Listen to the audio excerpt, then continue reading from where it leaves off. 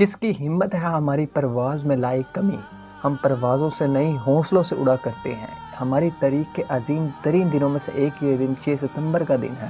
اگر آپ اس دن کی صبح کی صرف تقریر سن لیں جو ایوب خان نے کی تھی، وہ تقریر ریڈیو پاکستان پر کی گئی تھی کہ لا الہ الا اللہ کے ماننے والوں پر ہندوستان نے حملہ کر دیا ہے۔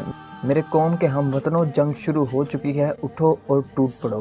پاکستان کی پوری قوم نعرہ تکبیر کا نعرہ بلند کرتی ہوئی سڑکوں پر نکل آئی۔ ہوا کیا تھا اس دن، میں بتاتا ہوں۔ ہندوستان نے 6 ستمبر کی صبح فجر سے کچھ پہلے لاہور شہر پر حملہ کیا اور ان کے جرنیل نے بڑے جوش سے یہ بات کہی تھی کہ ہم 11 بجے تک لاہور کے جم خانہ میں بیٹھ کر شراب پیئیں گے اور اپنی محفل سجائیں گے۔ آپ دشمن کی طاقت کا بھی اندازہ کیجئے، دیکھیں دشمن ہم سے 5 گنا بڑا تھا اور پھر اچانک اتنا بڑا حملہ کرتا ہے جس کے ایک حملے میں 500 ٹینک استعمال کیے جاتے تھے۔ 500 ٹینک لاہور میں، 500 ٹینک سیالکوٹ میں وہ استعمال کرتے ہیں، اور پاکستان کا حال یہ تھا کہ پاکستان سرپرائز ہو گیا تھا اچانک حملہ دیکھ کے، کیونکہ جنگ کے کچھ قواعد رولز ہوتے ہیں، اناؤنس کیا جاتا ہے جنگ سے پہلے، لیکن انڈیا نے ان تمام باتوں کو ایک سائڈ پر رکھ کر خفیہ طور پر اچانک پاکستان پر حملہ کیا۔ جنگ انہوں نے شروع کی۔ آپ کو میں کچھ جنگ کے واقعات بتاتا ہوں، آپ کو پتہ چلے گا کہ ہم 6 ستمبر کو کیوں اتنا جوشیلے طریقے سے مناتے ہیں۔ پاکستان واحد فوج ہے جس کا آفیسر کا لیڈ کرنے کا جنگ میں سب سے زیادہ ریٹ ہے دوسرے ممالک کی نسبت، اس لیے کہ ہمارے آفیسر آگے بڑھ کر ان فرنٹ لائن لڑتے ہیں۔ پاکستان نیوی کے پاس اس وقت صرف ایک سب مرین تھی جس کا نام غازی تھا، اور اس ایک سب مرین نے دشمن کے ناک میں دم کیا ہوا تھا۔ یہ مختلف قلعوں کے پاس جاتی اور تباہ کر کے واپس آ جاتی تھی۔ سیالکوٹ میں جب حملہ ہوا تو بارڈر کے نزدیک سے تمام لوگ جو رہائشی تھے ان کو دوسری جگہ منتقل کر دیا گیا۔ پاکستان توپیں وہاں لگی ہوئی تھی جو دشمن کے حملے کے لیے تیار تھی۔ آپ کو 65 کی جنگ کے ایسے معجزات بتاؤں تو آپ حیران رہ جائیں گے، اور ان معجزات کے بہت سے لوگ گواہ بھی ہیں۔ سیالکوٹ میں ہی ایک جگہ پر توپوں کی ضرورت پڑی کیونکہ انڈین ٹینک جو کہ دوسری طرف سے آگے بڑھ رہے تھے، اور وہاں پاکستان کی چوکی تھی، پاکستان کے فوجی ان فرنٹ لائن لڑ رہے تھے اور حملہ بہت شدید تھا، اور ہماری توپوں سے بھی کہیں زیادہ آگے دشمن کے گولے بارود آ کر گر رہے تھے۔ اس طرح آگے کھڑے پاکستانی سپاہیوں نے پیچھے سے توپوں سے مدد مانگی تو انہوں نے کہا کہ ہمارے گولے اور بارود کی اتنی رینج نہیں کہ ان کے پاس جا کر گریں، اور صورتحال بھی اس طرح کی بنی ہوئی تھی کہ اگر مدد نہ دی جاتی تو سیالکوٹ شہر ہاتھ سے چلے جانا تھا۔ اس وقت اللہ کے توکل پر افسروں کی آنکھوں میں آنسو آ گئے اور انہوں نے توپوں کا منہ دشمن کی طرف کر کے اللہ کا نام لیا اور فائر کر دیا، اور ناقابل یقین بات، جو آگے سپاہی کھڑے تھے وہاں سے نعرہ تکبیر کی آوازیں آنے لگی کہ ہماری توپوں کے گولے ٹھیک دشمن کے ٹینکوں پر گرے ہیں۔ ہماری توپوں کی رینج سے اتنا آگے گرنا گولوں کا ایک معجزے سے کم نہیں تھا۔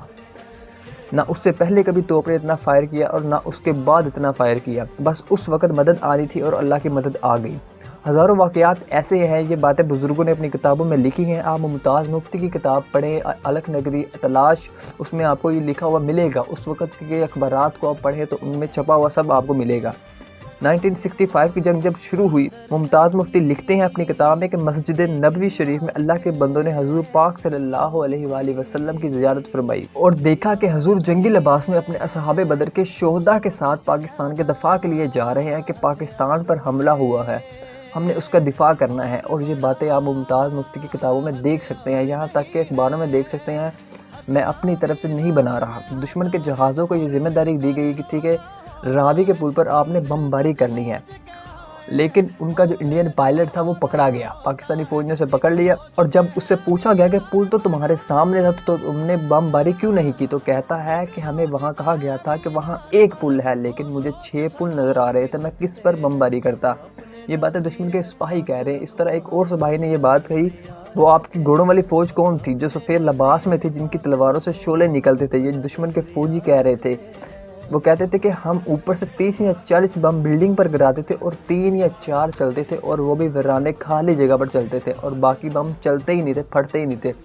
اس لیے جب بھی مسلمان اللہ کے رسول کے نام کے لیے کھڑے ہوں گے تو اللہ کی مدد آئے گی۔ 65 کی جنگ سب سے خوبصورت مسئلہ ہے ہمارے لیے۔ جب لوگوں نے سنا کہ ہم پر حملہ ہو رہا ہے تو لوگ کلہاڑیاں، لاٹھی، ہاکیاں لے کر باہر نکل آئے اور بارڈر کے پاس پہنچ گئے، اور لیکن پاک فوج نے کہا کہ ہم سرحدوں کی حفاظت کر رہے ہیں، آپ ملک کے اندر سے حفاظت کریں۔ یہ جنون تھا پاکستانی عوام کا، انہیں اپنی جان کا نہیں۔ انہوں نے کہا کہ ہمارے ملک پر انڈیا کی جرأت کیسے ہوئی حملہ کرنے کی۔ میں صرف یہ کہتا ہوں کہ آپ ایک مرتبہ آج کے دن ایوب خان کی تقریر ضرور سنیں جو انہوں نے 6 ستمبر کی صبح کی تھی۔ بچاؤں گا کہ ایک مرتبہ وہ آواز ایوب خان کی آپ خود سنیں۔ میرے عزیز ہم وطنوں، السلام علیکم۔ 10 करोड़ पाकिस्तानियों के इम्तिहान का वक्त आ पहुंचा है। आज सुबह सवेरे हिंदुस्तानी फौज ने पाकिस्तान के इलाके पर लाहौर की जानिब से हमला किया और भारतीय हवाई बेड़े ने वजीराबाद स्टेशन पर ठहरी हुई एक मुसाफिर गाड़ी को अपनी बुज़दिलाना हमले का निशाना बनाया। भारतीय हुक्मरान शुरू से पाकिस्तान की वजूद से नफरत करते रहे हैं और मुसलमानों की इलाका आजाद मुमलिकत को उन्होंने कभी दिल से तस्लीम ही नहीं किया। पिछले 18 बरस से वो पाकिस्तान के खिलाफ जंगी तैयारियां करते रहे हैं। पाकिस्तान के 10 करोड़ अवाम जिनके दिल की धड़कन में ला इलाहा इल्लल्लाह मुहम्मद रसूलुल्लाह की सदा गूंज रही है, उस वक्त तक चैन से नहीं बैठेंगे जब तक दुश्मन की तोपे हमेशा के लिए खामोश न हो जाएं। हिंदुस्तानी हुक्मरान शायद अभी नहीं जानते कि उन्होंने किस कौम को ललकारा है। हमारे दिलों में ईमान और यकीन मौकम है और हमें ये मालूम है कि हम सच्चाई की जंग लड़ रहे हैं। मुल्क में आज हंगामी सूरत हाल का ऐलान कर दिया गया है। जंग शुरू हो चुकी है। दुश्मन को फना करने के लिए हमारे बहादुर फौजियों की पेशकदमी जारी है।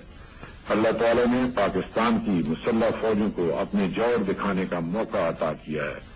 मेरे हमवतनों, आगे बढ़ो और दुश्मन का मुकाबला करो। खुदा तुम्हारा हामी व नासर हो। आमीन। पाकिस्तान जिंदाबाद।